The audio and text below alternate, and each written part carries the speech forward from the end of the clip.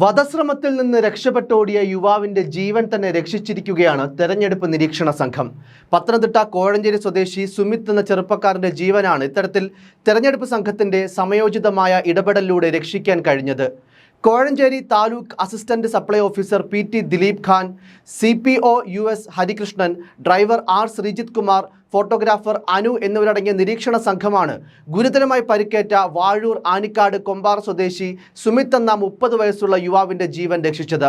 പത്തനംതിട്ട, കോട്ടയം ജില്ലകളുടെ അതിർത്തിയായ പ്ലാച്ചേരിയിൽ കഴിഞ്ഞ ശനിയാഴ്ച ഉച്ചയ്ക്ക് 2-ന് വാഹന പരിശോധന നടത്തുന്നതിനിടയിലായിരുന്നു സംഭവം.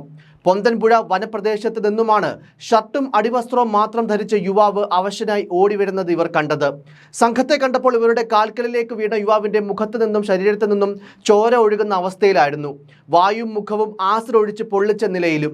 കുടിക്കാൻ വെള്ളം നൽകിയ സംഘം യുവാവിന്റെ മുഖം കഴുകി വൃത്തിയാക്കിയ ശേഷം 108 ആംബുലൻസ് വിളിച്ചു. ഇതിനൊപ്പം റാന്നി പോലീസ് സ്റ്റേഷനിൽ വിവരം അറിയിച്ചു. അപ്പോഴേക്കും സർവൈലൻസ് ടീമിന്റെ ജില്ലാ നോഡൽ ഓഫീസർ P രാജേഷ് കുമാറും സ്ഥലത്തെത്തി.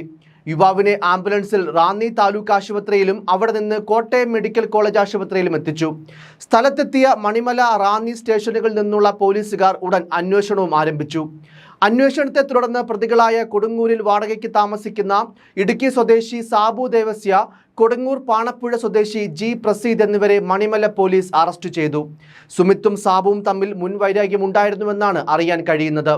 സാബു ദേവസ്യ സുമിത്തിനെ പൊന്തംപുഴ വനത്തിലെത്തിച്ച് അവിടെയുണ്ടായിരുന്ന പ്രസീദുമായി ചേർന്ന് മദ്യം നൽകുകയും ശേഷം ആസിഡ് ഒഴിച്ച് കൊലപ്പെടുത്താൻ ശ്രമിക്കുകയും ചെയ്തുവെന്നാണ് പോലീസ് അറിയിച്ചത്.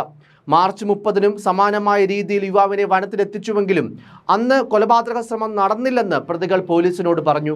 മണിമല SHO KP ജയപ്രസാദിന്റെ നേതൃത്വത്തിലുള്ള സംഘമാണ് പ്രതികളെ പിടികൂടിയത്. ആശുപത്രിയിൽ കഴിയുന്ന സുമിത് ഇപ്പോൾ സുഖം പ്രാപിച്ചു വരികയാണ്. News desk, focus news TV.